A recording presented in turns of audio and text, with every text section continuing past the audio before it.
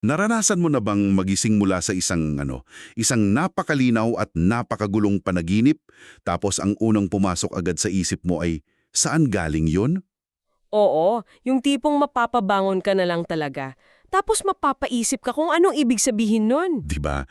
Kasi kadalasan, iniisip lang natin na ang panaginip ay simpleng pagpoproseso lang ng utak natin. Baka kasi pagod ka, stress, o kaya naman baka dahil doon sa huling pelikulang napanood mo bago ka nakatulog. Oo, usually yun yung basic na explanation natin dyan. Pero paano kung iba ang layunin nito? Paano kung yung mga panaginip mo sa gabi, hindi lang naglalaro sa isip mo, kundi isa pala siyang sadyang inihandang parang problem-solving exercise?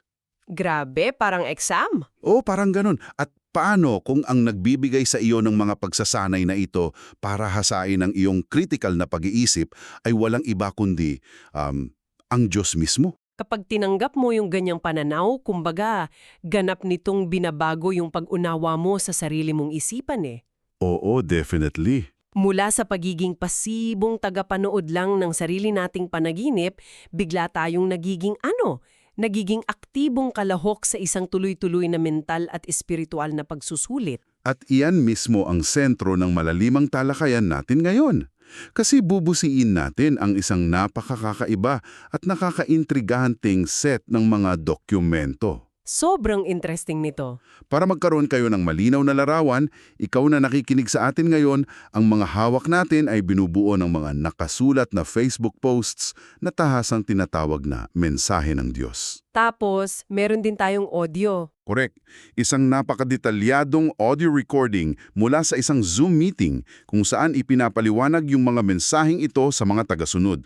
At saka, isa pang matapang na pahayag ng doktrina mula sa isang guro na nangangalang Narciso o Lalo. Ang nakakamangha kasi rito, yung mismang timing ng pag-uusap natin. Kasi kung susuriin natin yung mga ibinahaging dokumento, paulit-ulit na may itinakdang petsa at oras si Narciso para ipaliwanag itong mga misteryosong pananaginip na ito sa mga miyembro niya. At alam mo ba kung anong petsa yung nakasaad sa mga teksto? Ano bang nakalagay doon? Linggo, March 22, 2026. Ang oras, eksaktong alas 9 ng umaga. Wait lang, ibig sabihin, Ibig sabihin mismo ngayon. Habang pinapakinggan mo ito yung eksaktong araw at sandali na itinakda sa ating mga sanggunian para himayin ang mga mensaheng ito. wow, timing na timing talaga. 'Di ba? Kaya ang mission natin sa deep dive na ito ay unawain ng malaliman kung paano ginagamit ng isang makabagong espiritual na guro yung mga talinghaga, pati na yung mga panaginip, para hamunin hindi lang yung mga nakasanayang relihiyon, kundi pati na rin yung mismong paraan ng ating pag-iisip. Kumbaga, susuriin natin yung istruktura ng mga turo niya tungkol sa pagiging mapanuri sa isang mundong madalas ay puno ng bulag na pagsunod. Exactly. At bilang paalala lang sa inyo na nakikinig, nandito tayo para obyektibong silipin yung arkitektura ng mga ideyang ito. Wala tayong kinikilingan, hindi tayo nanghuhusga. Susuriin lang natin yung psikolohiya at lohika na nakalatag sa mismong mga teksto. Right, impartially reporting lang tayo, based sa sources natin. So okay, himay-himayin natin ito. Simulan natin doon sa unang panaginip na naitala noong March 15. Sige, ano bang nangyari sa panaginip na ito? Ilarawan mo yung senaryong ito sa isip mo. Nasa labas ka daw ng isang paupahan, isang pangkaraniwang umaga. Tapos maraming tao, may mga papasok sa trabaho, may mga estudyante. Okay, very normal na eksena sa kalsada. Oo.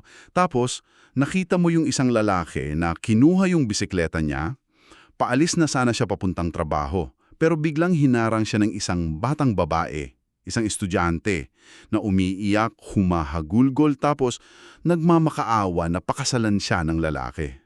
Grabe, isang napaka-publiko at emosyonal na eksena yun ha. Natural na mapapakuha ng atensyon yung ganyang klasing sitwasyon. At doon ka mapapaisip kung ano yung reaksyon mo bilang nakasaksi, di ba? Kasi yung lalaki, nagmamadali siya, ayaw niya pumayag dahil malilate na daw siya sa trabaho. Pero yung babae, sa sobrang desperasyon, humiga pa sa mismong daanan ng bisikleta habang umiiyak ng malakas. Hala, tapos anong ginawa nung lalaki? Yung lalaki, Sa halip na tulungan siya o kausapin ng maayos, pumasok pabalik sa kwarto niya. At dito napapasok yung pinakamahalagang detalye. Ano yun? Narinig ng nananaginip na may tinawag itong lalaki sa telepono. Ang eksaktong sabi niya dun sa kausap niya, "Ikaw na bahala sa kanya, bibigyan kita ng pera, basta wag niya ako guluhin at hindi niya ako kasuhan." Pagkatapos noon, biglang nagising na yung may akda. Alam mo, nagbubukas ito ng isang napakahalagang tanong tungkol sa kung ano talaga ang layunin ng kwentong ito. O nga parang bitin na ewan. Kasi hindi ito ibinigay ni Narciso bilang isang simpleng moral na pabula lang, kung saan malinaw agad kung sino yung bida at sino yung kontrabida. Sa recording ng Zoom meeting nila, maririnig mong ginagamit niya itong panaginip na parang isang guro sa abogasiya na nagtatanong sa mga estudyante niya. Oo, parang Socratic method, no? Exactly! Tinatanong niya yung mga tagasunod niya kung ano yung basa nila sa sitwasyon. At kapag hindi nila makuha yung buong lalim ng kwento, doon niya ipapaliwanag na isa pala itong problem-solving test mula sa Diyos. Alam mo, naisip ko tuloy yung mga nagva-viral na video sa social media ngayon. Paano mo nasabi? Kasi 'di ba, kapag may nakita tayong video ng dalawang taong nag-aaway sa kalsada, tapos yung isa ay umiiyak habang yung isa ay parang nag-iiwas o nagmamatigas, kadalasan kumakampi agad tayo dun sa umiiyak. Oo, automatic yan sa atin. Naaawa tayo agad. 'Di ba? Hinuhusgahan agad natin yung sitwasyon base dun sa emosyon na nakikita natin sa ibabaw. Pero ang itinuturo rito, parang isa siyang true crime puzzle o kaya isang escape room ng moralidad. Parang financial audit din siya eh. Tinuturuan silang huwag lang tingnan yung resibo, kundi hanapin kung saan naganap yung mga nakatagong transaksyon. Napakagandang pagpapahambing yan. Kasi kapag ipinaliwanag na ni Narciso kung ano yung totoong nangyari sa panaginip, lumalabas yung isang napakabigat na katotohanan na hindi mo talaga makikita kung emosyon ang pairalin mo. Ano ba yung twist na pinaliwanag niya? Hindi pala ito simpleng away ng magkasintahan lang. Ayon sa kanya, na-rape pala nung lalaki yung babaeng estudyante, tapos nabuntis ito. At dahil may asawa na yung lalaking nakabisikleta, umupa siya ng abogado. Yung kausap niya sa telepono. Correct. Yung abogado yung kausap niya sa telepono para suhulan yung biktima upang maiwasan yung asuntong legal.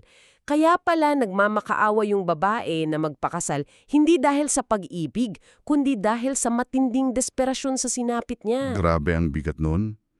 So, hindi siya basta simpleng drama lang. Hindi. Ang mensahe niya rito sa mga nakikinig ay binigyan daw tayo ng utak at pangunawa para mag-imbestiga. Gusto niyang wasakin yung nakasanayan nating ugali na maniwala agad sa unang nakikita o unang naririnig natin. At ang tapang din nung approach niya dahil ikinonekta niya ito ng direkta doon sa mga taong bulag na nakikinig sa mga pare at pastor. Oo, binanggit niya yan sa audio. Sabi niya, ang daming tao daw ang nakaupo sa simbahan, tapos papasok sa isang tenga yung sermon, lalabas sa kabila.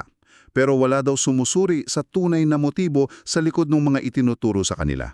Kumbaga, dinisenyo niya itong panaginip na ito para maging isang tool ng social engineering. Pinupukaw niya yung isip ng mga tagasunod niya para wag silang maging parang remote control na madaling pindutin at manipulahin ng kung sino-sino. Tinuturuan niya silang magduda at magtanong. Kaya tinuturuan niya silang makipa yung nakatagong motibo ng mga individual. Oo. Pero alam mo, ang mas nakakamangha rito, hindi siya humihinto sa mga tao lang eh. Gagamitin niya yung eksaktong kaparehong lente ng pagdududa, tapos itututok niya ito sa isang mas malaking target, yung mga institusyon mismo. Dito na magiging sobrang interesante ang usapan natin. Tungkol ba ito doon sa ikalawang panaginip? Oo, ito yung naitala nung March 16. Ilarawan ulit natin sa ating mga tagapakinig. Pababa daw siya ng hagdanan ng bahay nila, nakita niya yung dalawang kasamahan niya na may hawak na sinindihang kandila. Sa loob ng bahay? Oo, tapos ang reaksyon niya agad ay sumigaw siya, "Ano ba yan? Ang liwanag na nakasindi pa yung kandila ninyo." Tapos pagbaba daw niya sa sala, nakita niya yung matagal na niyang patay na ama nakahiga roon. Mapapansin mo agad yung pagbabago ng tono dito. Mula doon sa isang napakamakatotohanang senaryo sa kalye ng unang panaginip, napunta tayo ngayon sa isang sitwasyong puno ng mga simbolismo. Oo, tapos may dagdag pa. Noong siya naman daw nagsindi ng kandila sa kusina, namamatay ito sa ihip niyang hangin. Kinailangan pa niyang itago doon sa sulok para lang hindi mamatay yung apoy. At pagtingon niya sa labas, sobrang liwanag daw talaga ng araw. Nakikita ko na kung saan ito papunta. 'Di ba? Kasi kung babalikan natin yung tinuturo niyang lohika kanina, yung pagsindi ng kandila sa gitna ng sikat ng araw ay labis na kalabisan. Wala itong silbi. Pakiramdam ko, ginagamit niya yung kandilang ito bilang isang direktang metapora para sa isang bagay na patuloy na ginagawa ng mga nakasanayang reliyon kahit hindi na talaga kailangan. Tumpak yung pagsusuri mo dyan. Dito na inilalatag ni Narciso yung kanyang napakalakas na kritisismo laban sa mga tradisyonal na ritual ng simbahan, lalo na para sa mga patay, tulad ng pamisa at padasal. Paano niya kinonekta yung kandila doon? Kasi ayon sa kanya, kung maliwanag na ang araw, hindi mo na kailangan ng kandila. In the same way na kung nailigtas ka na ng iyong pananampalataya at paggawa ng mabuti noong buhay ka pa, bakit kailangan mo pa ng mga ritual kapag patay ka na? Ipinapakita niya yung butas sa lohika ng tradisyon. Naintindihan ko na. Kumbaga, ipinapakita niya kung gaano makabalinto na yung buong sistema. Kasi tuturuan ka na magpabinyag, magsimba, tapos sumunod sa mga utos habang buhay ka para daw maligtas yung kaluluwa mo. Oo, gagawin mo lahat yon. Pero nung namatay ka na, biglang sasabihin doon sa naiwan mong pamilya na kailangan nilang magbayad para sa pamisa at padasal para mailigtas ka ulit mula sa purgatorio. Parang isa itong endless subscription model. Subscription model talaga. Totoo naman, di ba? Babayaran mo pagkalibing, tapos babayaran mo ulit tuwing araw ng mga patay, tapos may pa-death anniversary pa. Walang katapusan yung bayad. At yan eksakto yung argumentong ibinabanggaan niya sa source material. Binabasag niya yung sagradong ilusyon ng mga ritual na ito at tinatawag niya mismo itong isang malaking negosyo. Para sa kanya, yung mga paulit-ulit na padasal at pamisa ay hindi talaga ginagawa para sa kaligtasan ng kaluluwa. So para saan daw? Ayon sa kanya, ito ay panahong lamang ng pangongolekta ng limpak-limpak na pera mula sa mga miyembrong nadadala ng emosyon at takot. Ginamit niya yung lohika para tanggalin yung mistisismo ng tradisyon at ilantad yung itinuturing niyang motibong pinansyal. At para talagang durugin yung kahit anong natitirang pamahiin sa paningin ng mga tagapakinig niya, may kinuwento pa siyang isang napaka-espesipiko at medyo nakakatawang detalye mula sa sarili niyang buhay. Oo, ito yung sa audio recording. Correct. Hindi lang siya basta nagbibigay ng teorya Ina-apply niya ito ng pisikal. Ikinuwento niya na noong nakatira daw sila doon sa malapit sa sementeryo, kinukuha niya yung mga natunaw at tumigas na kandila sa mga lapida. Tapos inilalagay niya sa lata, tinutunaw ulit at hinaluan ng gas o kerosene. At hulaan mo kung para saan niya ginamit. Ginawa niyang floor wax. Ginamit niyang floor wax sa mismong sahig ng bahay nila. Grabe, 'di ba? Ito talaga yung pinakamagandang halimbawa ng pagwasak sa isang tabu. Kasi sa kultura nating mga Pilipino, yung mag-uwi ng kahit ano mula sa sementeryo ay itinuturing na malas o minsan bawal talaga. Oo, sinasabi ng mga matatanda na baka daw sundan ka ng multo kapag may inuwi ka galing sa puntod. Lalo na pagkandila pa ng patay yun. Tapos siya, ginawa niyang floor wax. Di ba? Pinapatunayan niya rito na walang sagrado o nakakatakot sa mga bagay na iyon. Purong praktikalidad lang. Sinasabi niya, wax lang yan. Imbes na masayang sa sementeryo, pakinabangan natin. Ang tapang talaga ng konseptong ito dahil tinutulak nito yung tagapakinig na tanungin yung sarili nila. Paano yun? Kumbaga, kailan ka huling sumunod sa isang tradisyon tuwing Pasko, piyesta o kaya undas na hindi mo man lang tinatanong sa sarili mo kung bakit mo talaga ginagawa yon? Oo nga no, pero naisip ko lang, kapag lubusan mong winasak yung nakasanayang sistema ng mga ritual at pananalig na nagbibigay sana ng kapayapaan sa mga tao tuwing may namamatay, kailangan mo itong palitan ng bago, di ba? Hindi pwedeng iwanan mo lang yung mga tao na nakalutang. Tama ka dyan. At kaya naman, sa mga sumunod na bahagi ng kanyang pagtuturo, inilalatag niya yung isang napakahigpit na arkitektura ng kabilang buhay. At dito papasok yung panibagong patakaran na ipinaliwanag niya. Kasi kung wala ng silbi yung mga padasal ng pamilya mo kapag namatay ka na, edi paano na gumagana yung sistema? May tatlong napakalinaw na batas siyang inilatag tungkol sa mga kaluluwa. Gusto mo bang himayin natin? Sige, ano yung unang rule na sinabi niya rito? Una, dalawa lang daw talaga ang destinasyon. Paraiso o impyerno. Walang purgatorio. Black and white? Okay? Pangalawa, kung ang kaluluwa ay napunta sa impyerno, nakakulong na ito roon. Wala na itong pagkakataong bumisita pa sa lupa para magparamdam o ano paman. At yung pangatlong patakaran, ito yung pinaka-nakakagulat sa lahat para sa akin. Ano yon? Kung nasa paraiso daw yung kaluluwa, pwede siyang bumisita sa lupa. Pero, hindi siya malayang magpagala-gala kung saan-saan niya gusto. Dalawang eksaktong lokasyon lang daw yung pwede nilang puntahan. Kung saan sila inilibing at kung saan sila eksaktong nalagutan ng hininga. Alam mo, kung ikukonekta natin ito sa mas malaking larawan, makikita natin yung matinding sikolohiya sa likod ng mga patakarang ito. Parang ano siya parang may napakahigpit na GPS geofencing system para sa mga kaluluwa. Oo, geofence talaga yung mga kaluluwa. Di ba? Ibig sabihin ba nito, kung ang isang tao ay naaksidante tapos namatay siya sa loob ng ambulansya, doon lang daw sa kalsadang iyon o sa mismong ambulansyang iyon siya pwedeng magparamdam. Hindi daw siya uuwi sa bahay nila para bisitahin yung pamilya niya. Eksakto. Ganon ka-rigid yung rules. At isipin mo kung bakit niya dinisenyo ng ganyan yung mga panuntunan. Bakit kaya? Kasi tinatanggal nito yung anumang ilusyon ng safety net o salbabida para sa mga tao. Kasi sa katradisyonal na paniniwala natin, kahit magkasala ka ngayon, pwedeng ipagdasal ng pamilya mo yung kaluluwa mo kapag namatay ka para maahon ka sa purgatorio, di ba? Oo, yung pinag-usapan natin kanina, yung subscription. Correct. Pero sa sistema niya, walang makakasagip sa iyo. Binibigyan nito ng sobrang bigat na responsibilidad at pagkamadalian yung bawat desisyon mo habang ikaw ay nabubuhay pa. Kailangan mong sumunod at mamuhay ng tama ngayon dahil kapag napunta ka sa impyerno, wala na. Tapos na ang laban, wala ng visitation rights.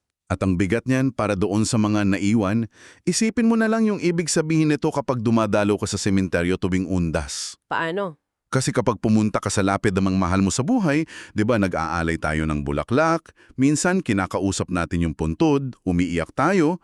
Ayon mismo sa itinuturo niya, baka nagmumukha ka lang daw baliw na nagsasalita mag-isa. Ang lungkot nun. Kasi kung ang kaluluwa nung kausap mo ay napunta sa impyerno, wala sila roon para marinig ka, nagsasalita ka lang daw sa semento. Swerte mo na lang daw kung nasa paraiso sila dahil ibig sabihin ay pinayagan silang bumisita dun sa mismong lapida para pakinggan ka. Inaalis kasi nito yung emosyonal na kaginhawaan na nakukuha natin mula sa mga puntod. Dinidikta niya na ang taning mahalaga ay yung aksyon mo sa kasalukuyan habang humihinga ka pa. Ngunit alam mo, ito ay nagdadala sa atin sa isang malaking issue. Anong issue yun? Kasi tinuruan niya yung mga tagasunod niya na maging kritikal, na questionin yung mga individual, yung mga simbahan, at yung mga ritual, di ba? Oo, yung problem solving at pagdududa. Ngunit saan ba kumukuha ng otoridad ang gurong ito para gumawa ng ganito kabigat na mga bagong patakaran? Kung sinasabi niyang questionin natin ang lahat ng bagay, hindi ba't dapat questionin din natin siya? Yan ang malaking kabalintunuan na mapapansin sa ating panghuling dokumento. Ito ay isang tahayag mula mismo kay Narciso Olalo na isinulat daw noong 2013 pero isang bagay na patuloy niyang pinapaalala sa grupo niya. Ano yung nakasulat sa pahayag niya? Ganito yung nakasulat doon, maswerte ang mga taong naniwala sa iyo na ginagamit kitang kasangkapan at naniwala sa akin na si Jesus Christ. Wow! Ang tapang ng statement na iyon. Oo, tapos dagdag pa rito, may utos siya na ipaubaya na daw sa Diyos ang mga hindi naniniwala. At meron ding medyo nagbabantang paalala na maraming darating, ang lahat ay laging handa. Paano natin ngayon pagtatagpuin yung pagtuturo niya ng malayang pag-iisip doon sa pag-angkin niya ng ganap na kapangyarihan? Dito natin makikita yung paggana ng tinatawag sa sikolohiya na Cognitive dissonance. Ano ba itong cognitive dissonance para sa mga listeners natin? Ito yung isang sitwasyon kung saan pinipilit ng utak mo na tanggapin yung dalawang magkasalungat na ideya ng sabay at nagdudulot ito ng matinding tensyon sa isip mo. Kasi sa isang banda, sinasabi ng guro, huwag kayong maniwala ng basta-basta. Gamitin ninyo ang inyong isip at mag-imbestiga. Ngunit sa kabilang banda, idinidikta niya na ang mga salita ko ay direkta mula sa Diyos at hindi dapat suwain. So, pinupuwersa niya yung mga tagasunod niya na maging matalino at mapanuri laban sa ibang tao at dun sa mga nakasanayang institusyon. Pero pagdating sa kanya, inaasahan niyang magiging ganap yung pagsunod sa kanya. Exactly. Dahil kapag matagumpay niyang nawasak yung tiwala mo sa mga dati mong pinaniniwalaan, tulad ng mga ritual, yung mga simbahan, o kahit yung mga tradisyon ng pamilya mo, nagkakaroon ngayon ng malaking puwang doon sa isipan mo. At doon sa espasyong iyon na naiwan, doon niya itatanim yung kanyang sariling otoridad bilang nag-iisang mapagkakatiwalaang boses. Grabe, parang dinismantle ka para buuin ulit sa gusto niyang forma. Oo, ito talaga yung arkitektura ng maraming makabagong sistema ng paniniwala eh. Gumagamit sila ng lohika para gibain yung lumang sistema upang sila mismo yung makapagtayo ng bago. Kaya, ano nga bang ibig sabihin ng lahat ng ito para sa iyo bilang isang tagapakinig? Pumasok tayo sa malaliman talakayang ito na may iisang misyon, di ba? Ang unawain kung paano hinuhubog ang isipan ng mga tagasunod sa pamamagitan ng mga nakakaintrigang pamamaraang ito. Binalikan natin yung tatlong malalaking mekanismo mula sa ating mga sanggunian. Oo, una doon, nakita natin yung paggamit ng mga panaginip hindi bilang pantasya, kundi bilang mga problem-solving tests upang sanayin tayo na umiwas sa bulag na pagsunod para maging mas mapanuri tayo sa mga nakatagong motibo ng tao. Tapos pangalawa, sinuri natin yung paggiba sa lohika ng mga nakasanayang ritual ng simbahan. Ipinakita niya yung endless subscription model ng mga padasal para sa patay. Tapos ginamit niya yung nakakagulat na paggawa ng floor wax mula sa kandila ng sementeryo bilang isang matapang na demonstrasyon ng pagiging practical laban sa pamahiin. At yung pangatlo, inilatag natin yung tinawag mong GPS geofencing na patakaran ng kabilang buhay. Isang sistema na nagtatanggal ng lahat ng salvadida at naglalagay ng buong bigat at responsibilidad doon sa mga desisyon mo habang ikaw ay nabubuhay pa. Isang balangkas na itinayo mula sa pagwasak sa mga dating institusyon, ngunit pinanatiling matibay sa pamamagitan ng pag-angkin ng isang di matatawarang otoridad. Nakakabaliw isipin, no? Nakakabaliw talaga. Pero sa huli, yung pinakamahalagang kasanayan na maaain nating makuha dito ay yung mismong pagiging mapanuri na itinuturo niya sa simula ng teksto, ngunit inilalapat natin sa lahat ng aspeto. At dahil dito, nais naming iwan sa iyo ang isang katanungan na gusto naming pag-isipan mo ng sarilinan habang nagpapatuloy ka sa araw mo. Sa isang mundong puno ng umaapaw na impormasyon at napakaraming tao na umaaking hawak nila ang natatanging katotohanan, paano mo tinitimbang kung sino talaga ang dapat pakinggan? Kapag may isang tao na humihikayat sa iyo na buksan ang iyong isipan, questionin ang sistema at talikuran ng lahat ng bagay na nakasanayan mo, ginagamit mo ba ang parehong talas at critical na pag-iisip para questionin din ang mismong taong iyon at ang mga bagong doktrinang inihahain niya sa iyo? Maging laging mapanuri hanggang sa muli nating paghimay.